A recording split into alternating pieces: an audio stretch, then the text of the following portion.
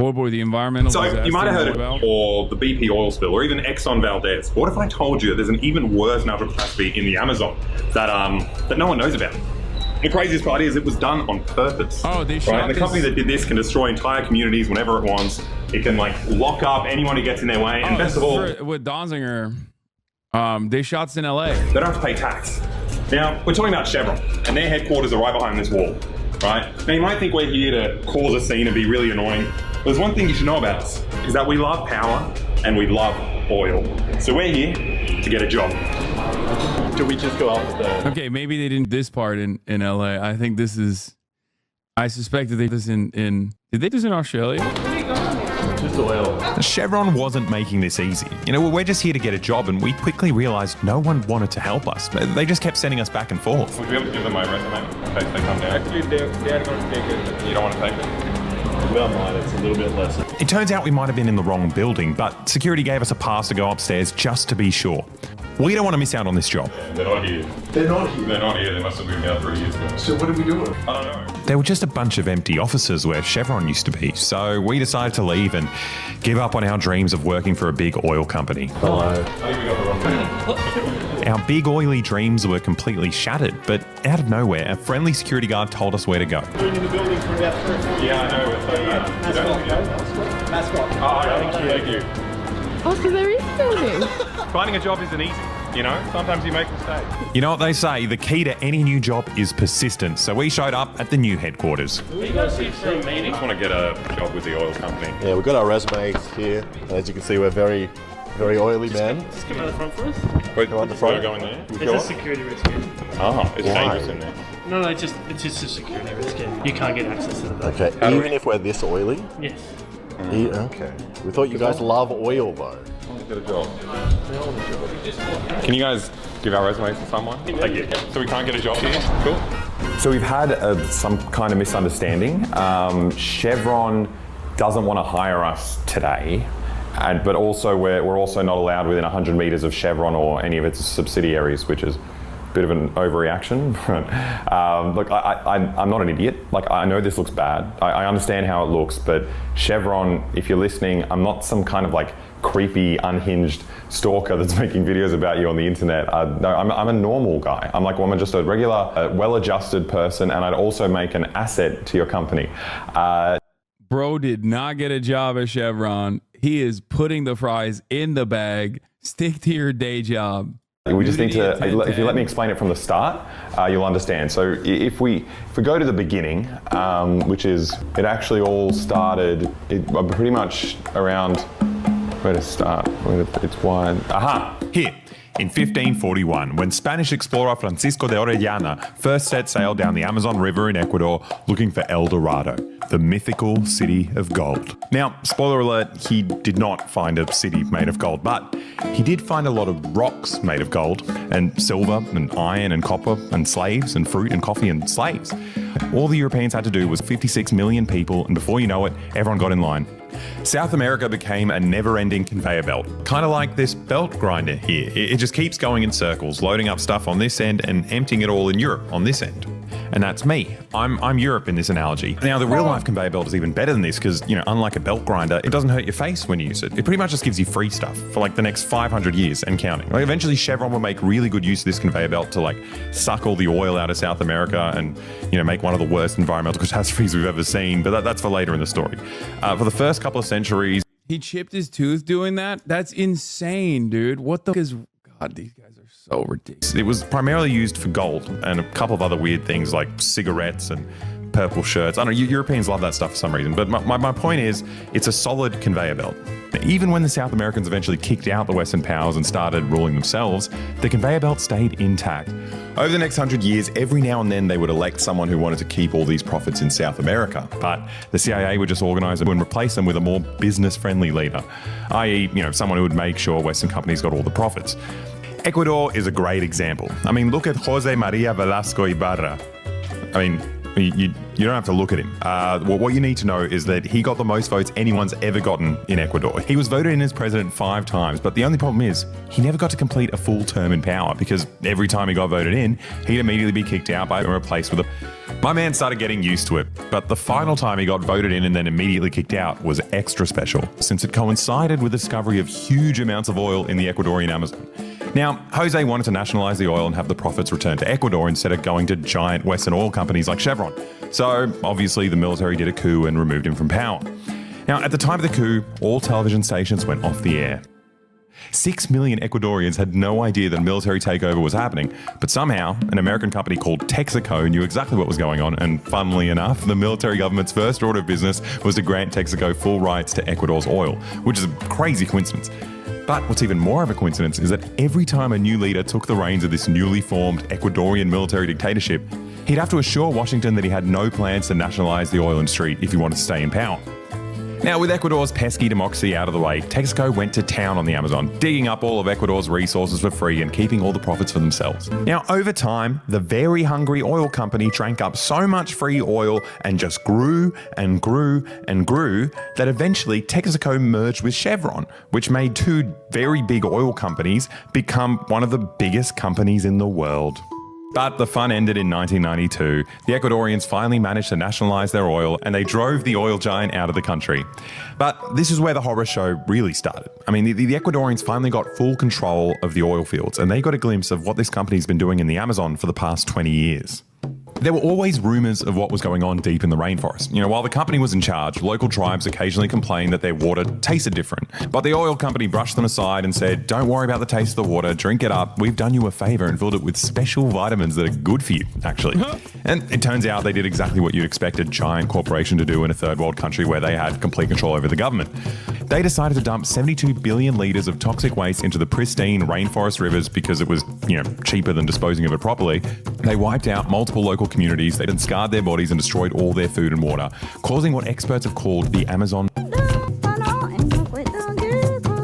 So yeah, it turns out their oil company didn't put vitamins in the water, which is... Wait, I don't get it. But I thought America was good. And a lot of the information in this video is leading me to feel like American corporations have done a lot of bad. Can someone please frame this in a way that makes sense to me so it doesn't harm my liberal sensibilities that include that America gets to have its private for-profit businesses go to other countries and suck up the natural resources at the behest of the profit motive while simultaneously destroying the natural the natural water supply, wildlife, indigenous population. I don't get it. It's very sneaky. But we decided to talk to Stephen Donziger about it. He's a lawyer who fought for the people of Ecuador. Chevron actually ended up throwing him in prison, which makes him the only American citizen in history to be locked up by a private corporation. But in a not a trial, by the way, but a civil one. We'll get into that later. First, he saw in the Amazon in the 90s. Now, the only problem is he lives all the way over here in New York, so we decided to meet. Didn't you interview him? Yeah, Stephen is the GOAT. He's dope. In the middle, in sunny Kiribati. But it turns out Chevron won't let him leave the country, so we decided to meet in sunny LA at a beautiful, pristine park in the middle of the city that's also somehow home to a bunch of Chevron's oil pumps. It's such a good, just an oil well. It looks like it's drilling into your head. Seriously? Yeah. That's really funny. I guess we'll start from the beginning. What did you find in the Amazon? What happened down there? It's sort of hard to describe how bad it is in Ecuador. Like what they did is just apocalyptic. And I remember seeing a lot of bad, but I remember going over like a hill in the car we were in. In the distance I saw what looked like a lake. It was sunny and it was like glistening in the sun. And as we got closer, he's like, that's not a lake. I'm like, well, what is it? He goes, that's an oil spill. It was that large. But this was the crazy part. We get near the lake, it's hot as hell. You smell the vapors. They're awfully harmful. It's like you can't even hang out there that long, you start getting headaches. And as we got up to the lake, I saw these 2 indigenous men like wading with no shirts on, no protection, through the lake with like mops. And they were like shoveling the oil into bags. And then like coming out the side, they had oil over them and putting the bags like on the ground. And then going back in the lake and wading and doing the same thing. Like Texaco deliberately created this system. This was not an oil spill. This was not an accident. This was an engineered design to dump systematically literally millions of gallons of toxic waste into a pristine, beautiful ecosystem that indigenous peoples relied on for their sustenance, had relied on for thousands of years. In a few short years, they did the whole thing. And since the land can't support them anymore, they're left to take jobs, like pay nothing, virtually nothing, to sit there and do this futile exercise of mopping up an oil lake with your bare damn hands. While there's a pipe that's still Yeah, exactly. feeding it in. It was at this point that Stephen remembered that he was, in fact, a lawyer, which means he can represent these indigenous Ecuadorians who had never set foot in a courtroom before. Ellos van a estar There you go. I did it. I was able to avoid the brief moment of nudity, apparently, at 10:10. sentado arriba, con sus trajes, sus corbatas, etc. No tengo. These should be in prison, but we're too busy locking up homeless people for existing. Wait till you find out who actually gets locked up in this story. Because not only did we not jail the executives that did this, those executives then turned around and locked up the top of the hour ad break, which comes at the top of every hour. It's a 3-minute ad break right now. Here it is. Yeah, sorry to spoil it. Okay, spoiler alert. Spoiler alert. You know, this is something that you should know already because I've interviewed Steven Donziger already. Now, the initial problem was that this oil company was in control of the Ecuadorian government for decades. So they got the government to sign something called the Act of Liberation, which made it illegal for anyone from Ecuador to sue them, which I didn't know was possible. I mean, on that note, Chevron, if you're watching, by watching this, you legally forfeit your right to sue us. Okay, glad that's out of the way. So the cards were stacked against the Ecuadorians, but nonetheless, Stephen started their 30-year fight with Chevron. Now, he may have had 54 independent judicial site inspections resulting in 64,000 chemical sampling results showing pollution, but you could say Chevron had a bit of an ace up its sleeves. The ace was $262 billion. So in order to silence the indigenous Ecuadorians, they hired 60 law firms and 2,000 lawyers, which, in case you didn't know, is this many people, which means Chevron ended up spending over $3 billion in this case. Now, when a company like Chevron puts 2,000 of the world's most expensive lawyers in the same room, you end up getting bombarded with mountains and mountains of useless paperwork. Each page is specifically designed to clog up whatever court has to read them. Every single page needs an answer, and it costs your legal team thousands of dollars to answer them. Their aim is to simply outspend you until you have no choice but to drop the case. Now, Stephen wasn't only running out of money. The 30,000 Ecuadorians that he was representing were all dying of toxic contamination, so if they stalled for long enough, Stephen wouldn't have any clients left. Now, Stephen's team was trying to sue them in front of a jury in the US. And $3 billion is probably way more than cleanup costs. Yeah, but also down the line. What are you doing, Kaya? Get down, baby. Hello. Stay down. Hi. What I was saying is, if they don't pack this up, then it's going to obviously, it's going to kickstart a landfall of other similar points of litigation from many of the other countries that they exploit in similar fashion. So you can't do that. You can't set precedent that this kind of thing is prosecutable. Chevron sure as hell didn't want that. So after 10 years of stalling, Chevron eventually won and got to choose to do the prosecution back in Ecuador, a tiny country with no real power to enforce any rulings. And then the next 8-year battle began. Now, Chevron didn't just stall and outspend Stephen. They got even sneakier. They went so far as to set up fake laboratories. They would pose as independent labs who studied soil samples and coincidentally concluded that there was actually no pollution in the Amazon. But it turns out they belonged to Chevron, and thanks to a group of brave whistleblowers, the truth got out. Now, we've covered Australian whistleblowers. A lot of our friends have been sued and imprisoned for doing the right thing. But these guys are on a whole new level. Like, when you get in the way of Chevron in a third world country, you usually get tortured and murdered. Like one of the main indigenous representatives for this Chevron case, Pablo Fajardo, he was receiving death threats as soon as he joined the legal team, and as a warning, his brother was tortured and killed and the government refused to investigate it. Es ese lugar donde está sepultado mi hermano. Mi hermano murió 8 días antes de que realicemos la primera inspección judicial del caso Texaco. Le habían torturado fuertemente, cortado su rostro, no tenía nada en la cabeza, no se le conocía, no se le identificaba. Alguna vez un informe militar le dijeron a uno de mis hermanos que Al que buscaban era a mí. But in the face of all this brutality and corruption, the people of Ecuador just kept fighting and they won. Like, it's insane. Chevron was ordered to pay $9.5 billion to the people of Ecuador. Like, David beat Goliath. This had never happened before. It was a landmark ruling, like one of the biggest cases in world history. Except, that also got held up in the court. And somehow the indigenous Ecuadorians beat one of the world's biggest corporations. But it was time for the next ace up Chevron's sleeve. Also money. It was also money. They lobbied the US government to sanction Ecuador. They pulled all of their assets out of the country before the court could seize them, knowing that they were so rich and powerful that no other country would dare enforce Ecuador's ruling. Their top lawyer famously said in 2009 that we will never pay a penny of this judgment. We will fight this until hell freezes over, and then we will fight it out on the ice. I mean, look, considering that they're polluting the planet, maybe, hell will freeze over pretty soon. Yeah, that might come sooner than we think. So now, after 18 years of fighting, Stephen's team has to chase Chevron around the world, trying to find a country that would enforce this judgment and finally make Chevron pay for purposely destroying these people's lives. In the meantime, the Amazon still looks like this. This giant Western company drenched it in toxic waste, and the few bits of the Amazon that are still pristine are now reserved for rich Westerners who just shit and vomit all over the rainforest floor while trying to find themselves on an ayahuasca trip. But if you think that's bad, things are about to get much, much worse for the Ecuadorians.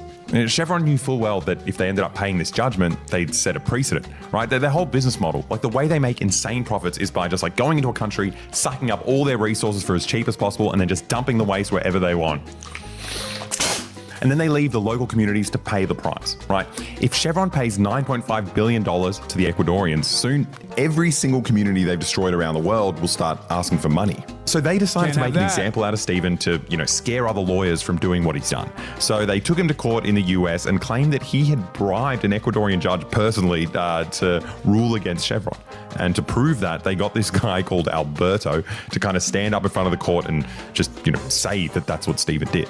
Now, here's the catch. Alberto said that during Stephen's case, and then 3 years later, he admitted under oath to an international tribunal that Chevron paid him more than $1 million to lie about Stephen, which is insane. But the crazy part isn't the $1 million lie. It's the fact that it took 50 days to coach this man on how to present fake testimony, which, I know there are so many wild parts of this case, but 50 days, like paying the world's most expensive lawyers for 50 days just to teach this guy how to recite a lie. I mean, is he an idiot?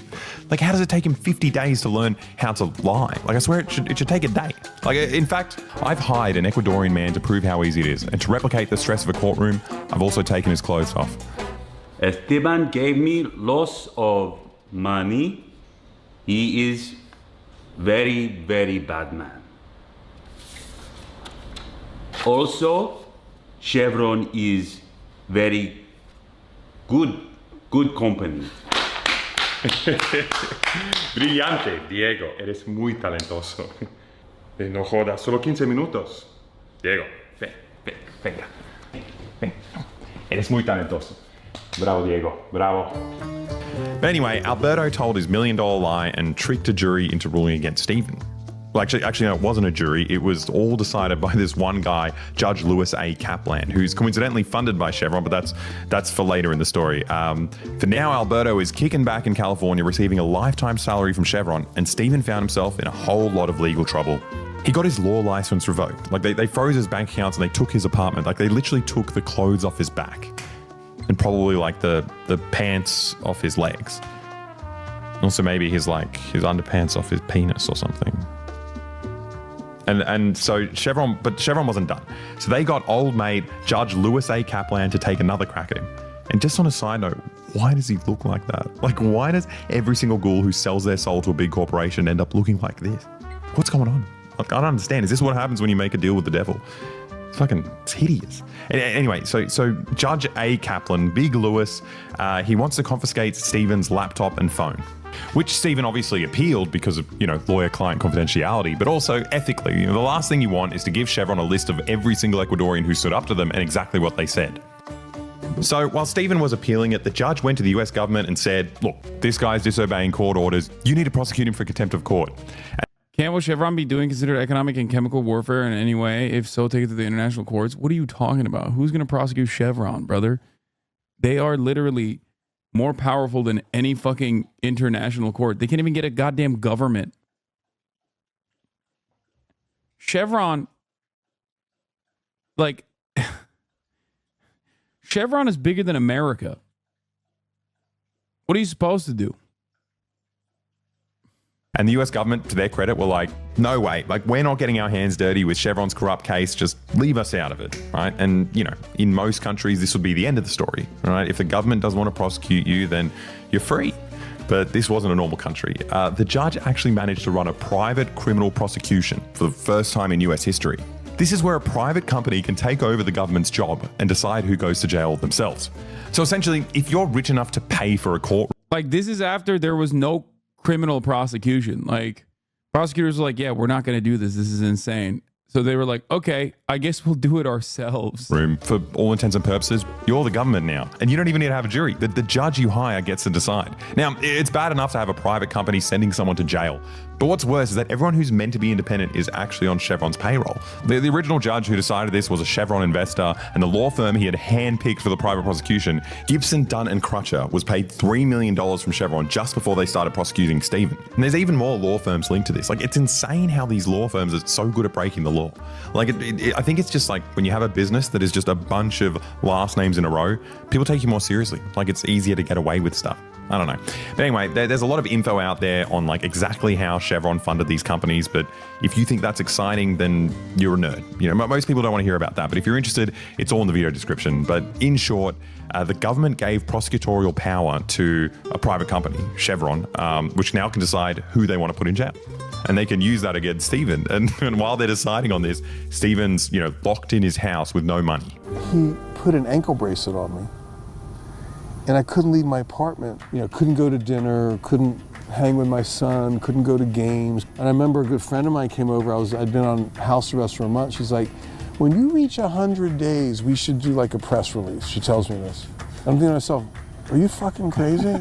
This isn't gonna last 100 days. 100 days came, she was right, she knew something. 200 days came. Being under house arrest for, was like 1,000 days? How long were you? 993 days. So just under 1,000.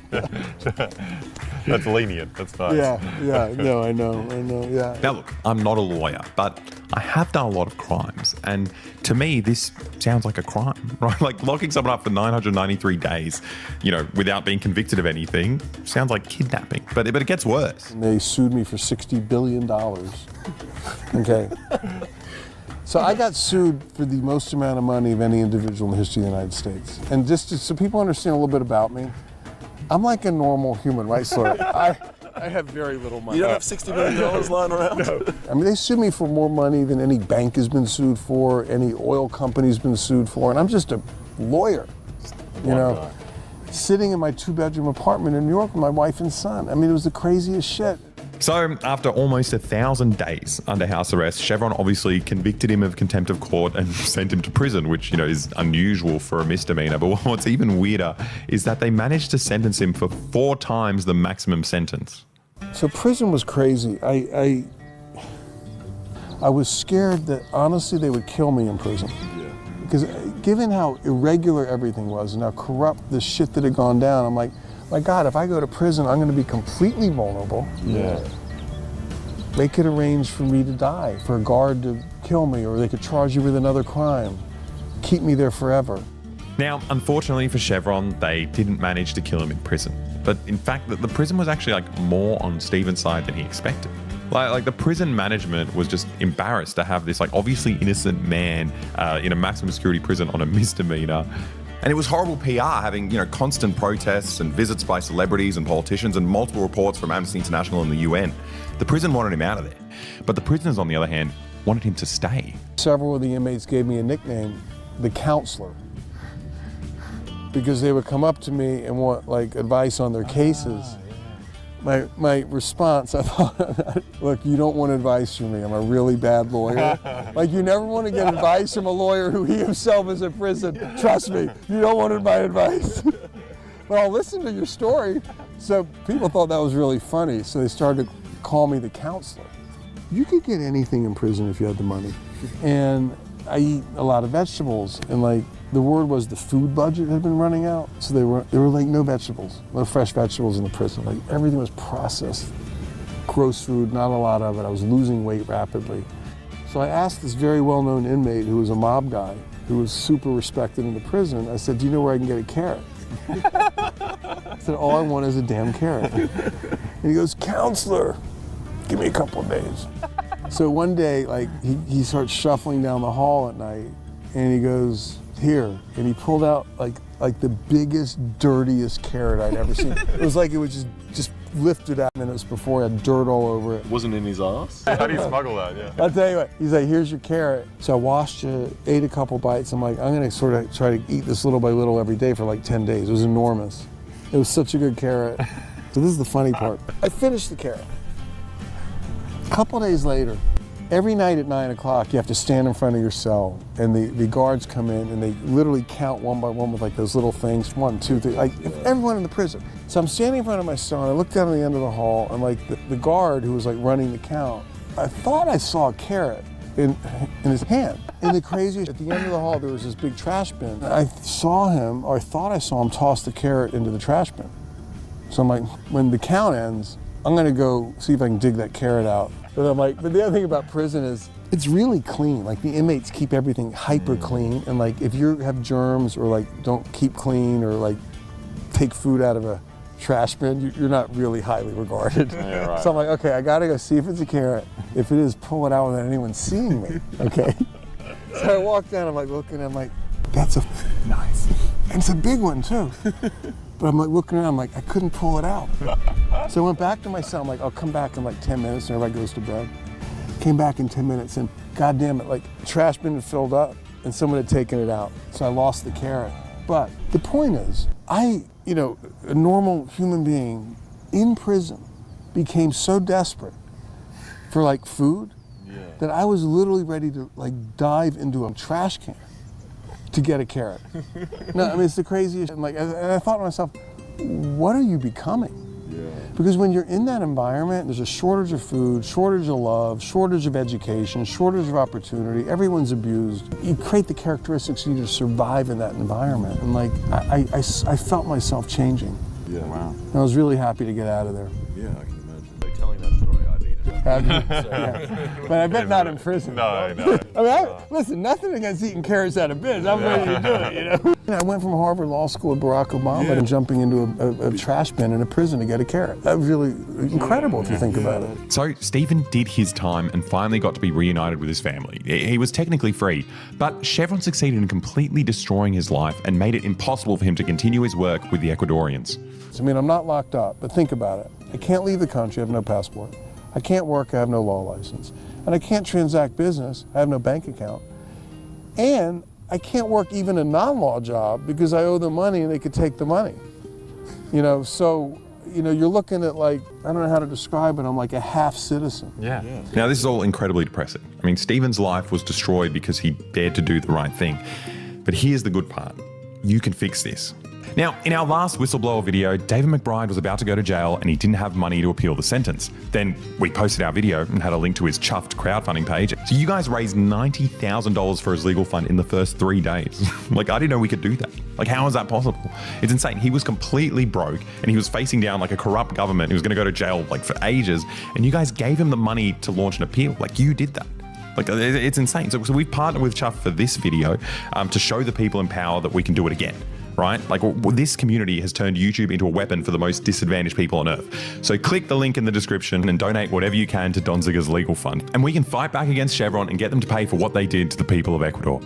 Now, I know it sounds crazy, but we actually have the power to influence this. Like, we've done it before. Like, if the Ecuadorians win this, we have a viable model to make corporations pay for their crimes around the world. I just want to say, like, even though the communities in Ecuador have not collected the money yet, they are going to collect the money. It's not so much the... You see Davis Chatter, Stephen Donziger, the lawyer in the video, will be coming to speak next Tuesday. $10 billion, although they don't want to pay it. It's the model that produced the $10 billion. Yeah. They sort of see this case as potentially opening up the floodgates to a huge amount of global liability because they're guilty of pollution all over the world. Yeah. And they don't want this to be replicated in other countries. Now, look, I know what you're thinking. I don't live in the Amazon. It's just an obviously made up place full of fake animals. I mean, what's this thing? It looks like bad AI. The whole place is supposedly populated with these obviously fake creatures. But this isn't just an issue for the Amazon. Wow, what a flex. What a flex. Chevron keeps doing the same wherever they can get away with it, like here in LA. Now, if you spend any time in the poorer areas of LA, you'll see oil wells right next to some unfortunate person's house. But in rich areas, they'll legit build fake hollow office buildings and hide all their operations inside there. Like this. It's a fake building full of oil wells and no one knows about it. Do you know what's in this building? Yeah, that's... Dude, is that your house? No, dude. You think I'd let them film near my house? What are you, insane? Got 50 oil wells inside.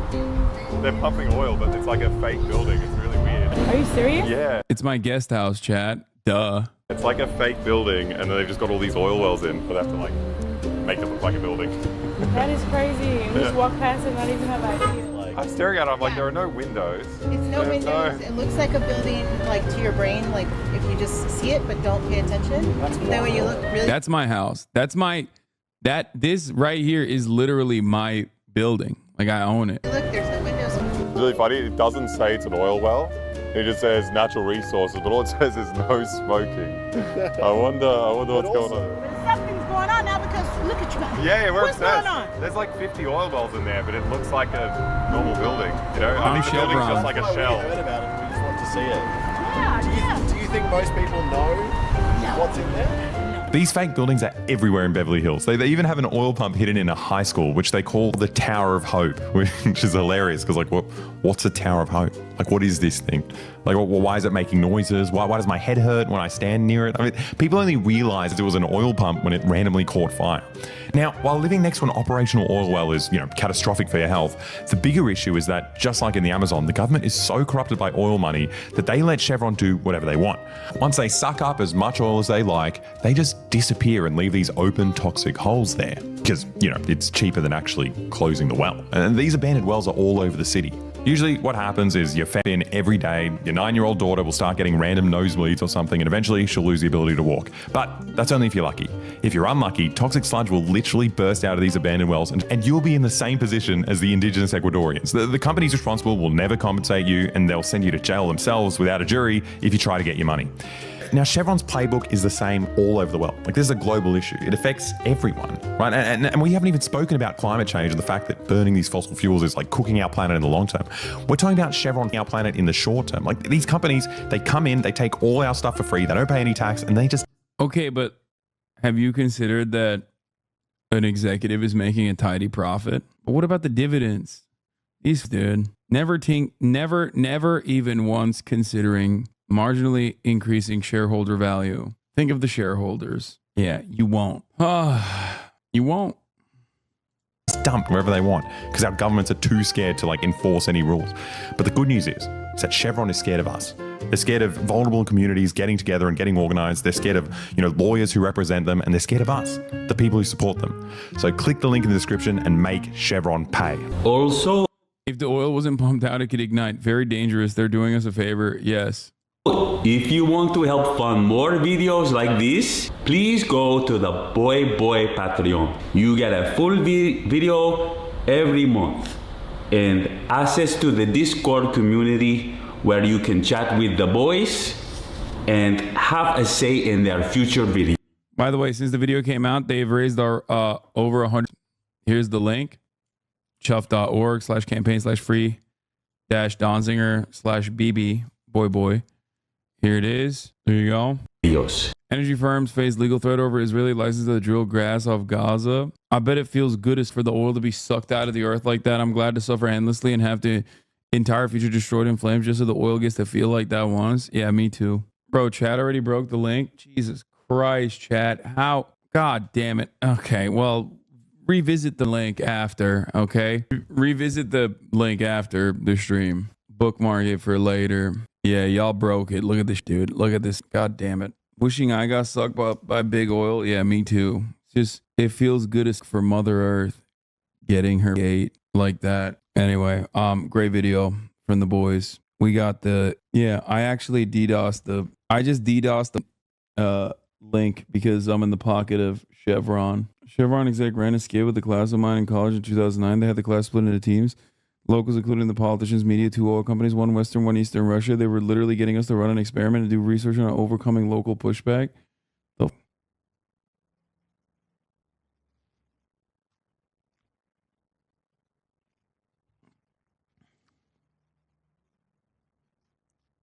Y'all know I'm in the pocket of big oil.